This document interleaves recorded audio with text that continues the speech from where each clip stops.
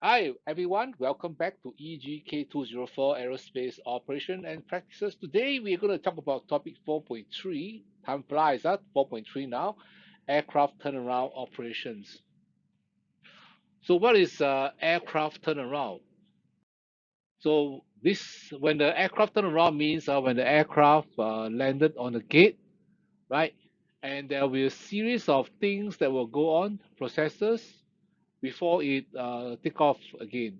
So what are the things that are involved? Wow, such as the baggage unload, then you do the refilling, then you load the baggage, then the passenger actually disembark, then the cleaning crew will come and clean, top up the food, the makan, and then after that the passenger will board, right? Of course, there will be some security check before that.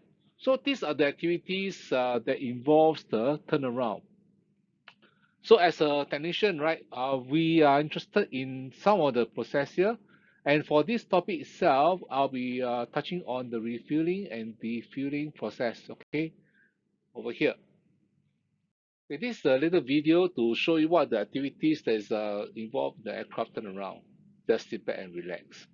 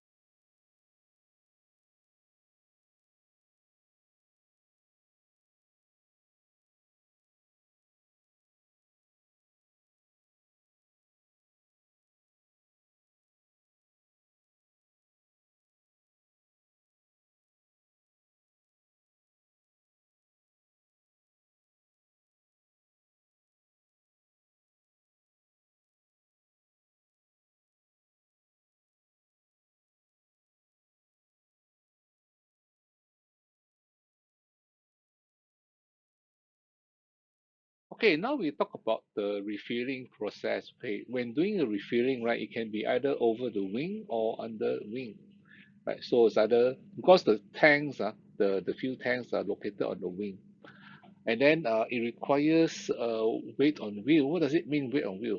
Okay, what does it means that the aircraft must be resting on its wheel. It's not hanging in the air, right? Yes, then the power supply is taken from the auxiliary power unit, right? And this APU is normally located at the tail cone of the aircraft. Most importantly, the Bowser truck, okay, the Bowser truck is the fuel truck, must be bonded to the aircraft, right? What does it mean by bonded? It means they must be earthed. Okay, that's another way of saying that. So before you plug in the fuel tube, you must make sure that the bonding cable is attached to the aircraft grounding. Normally it's at the landing gear to the Bowser truck. Okay, so these two must be connected before you plug in the fuel tube, right? So this is to prevent or in case any spark, right, during the refueling that will happen, okay? And when there's a spark that happens during the fuel, it might cause an explosion or fire, right? Mm. So this is a video on the safety aspect of the fueling. So just enjoy the next few minutes of video.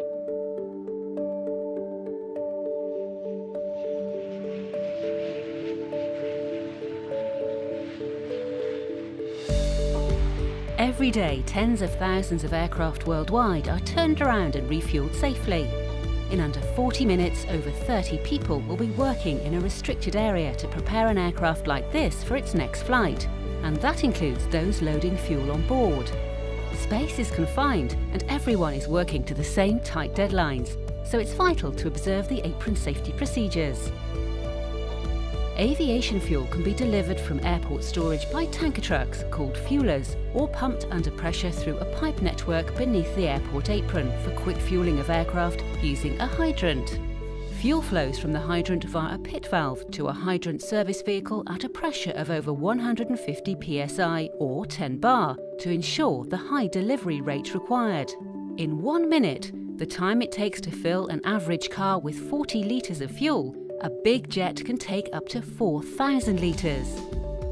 Always comply with the safety procedures and be alert to potential risks when working around an aircraft. Keep a lookout for other operations on the apron, especially fueling equipment.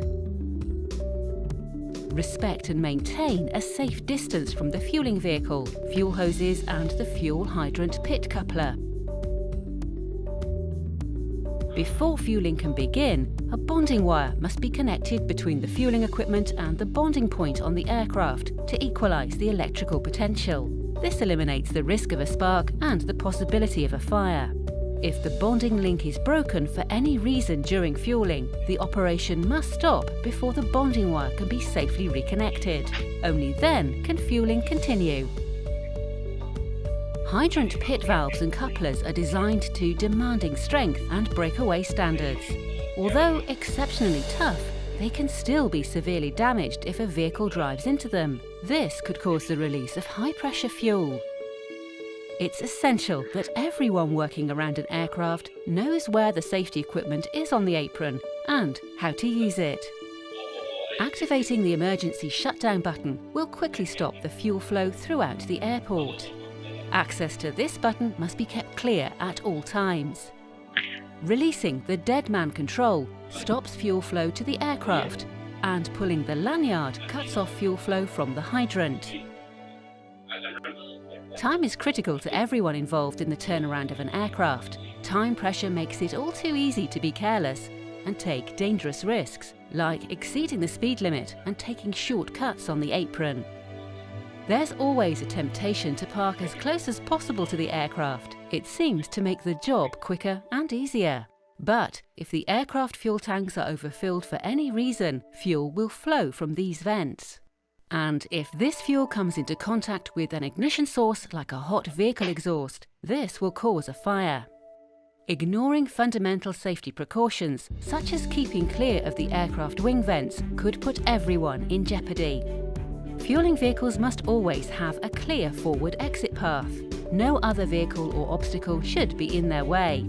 Always keep clear of fueling areas and equipment. This includes filling and venting points on the aircraft, hydrant pits, fueling vehicles and hoses.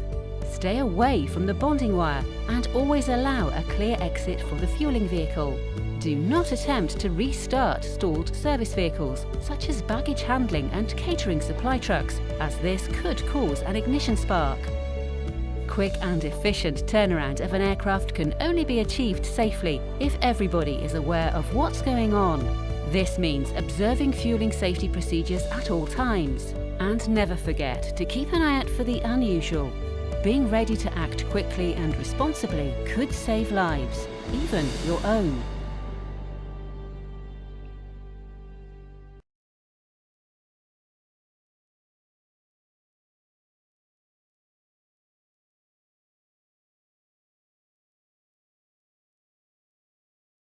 I hope you enjoyed the video. So this is a picture of the refueling panel, right? So this is the part where we'll actually see how much fuel is being topped up, all right, and the controls of the pump. Now, there are also times where you need to do a defueling. Defueling means you remove the fuel from the aircraft fuel tank during the turnaround operation, right? So things like when you want to do some maintenance on the fuel system, right? That's one of the reason, and or you need to calibrate the fuel level gauge, or you need to work on the aircraft that requires the use of electrical equipment, right? That might generate heat or sparks. Okay. The fourth reason is not during the turnaround operation. And the last reason is quite possible because you need to remove the fuel so that it can reduce the weight of the aircraft. Because for the aircraft, right, you need to have, it cannot exceed the maximum takeoff weight. So sometimes you over the night before you top up too much, and then when you reach the airport, and then there are too many passengers on boarded the plane, and you need to reduce the weight. So yeah, so that's the case where you need to actually remove the fuel. And note that the defueling process is more dangerous than the fueling, all right, because there are a lot of procedures to involve. So there are two methods of defueling. First one is the power method. Okay, that means you use a power pump to suck out the fuel from the tank, right? And the other method is actually using gravity. So this method is not strongly encouraged unless you have a little bit of fuel left, cannot be sucked out. So then you need to use this gravity defueling method.